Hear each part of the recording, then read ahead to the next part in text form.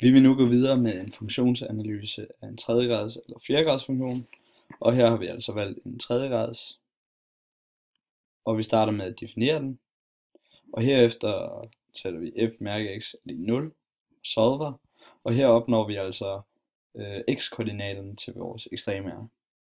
Og det gør vi, fordi vi skal ind og lave monotoniforholdene.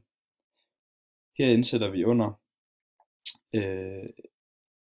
værdier før vores første ekstrema imellem de to ekstrema x værdier ekstrema og efter.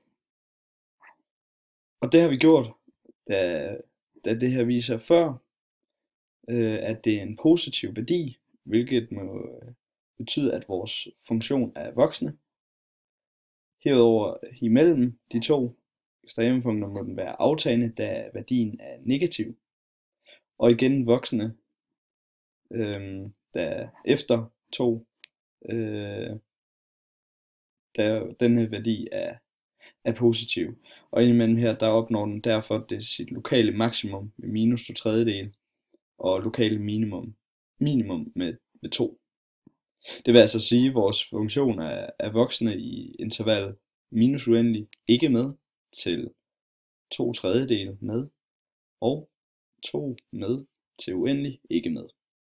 Herefter er den aftagende, kan vi konkludere i intervallet minus 2/3 til 2, hvor begge er med.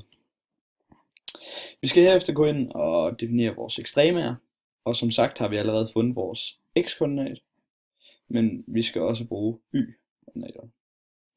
Her gør vi det, at vi faktisk bare indsætter vores x-koordinater, ekstremaen, ind i vores funktion, hvor vi får 0 ud for 2. Det vil altså sige, at vores ekstrema ligger i 2,0.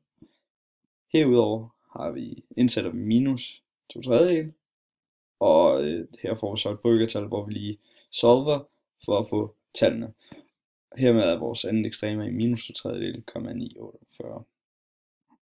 Herefter går vi ind og finder nulpunkterne, hvor vi sætter vores funktion er lige 0 og solver. Og her kan vi altså tydeligt se, at vores første nulpunkt eksisterer i minus 2, og hvor vores funktion, vores tredjegrads linje her,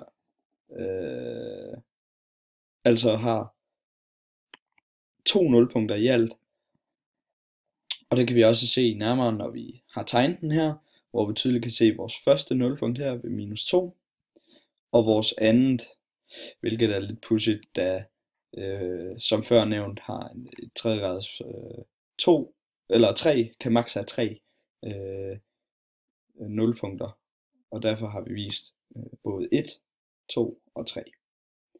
Herudover kan vi se vores ekstremaer, minus 2/3 til 9,48, og vores andet finder sted i 2,0.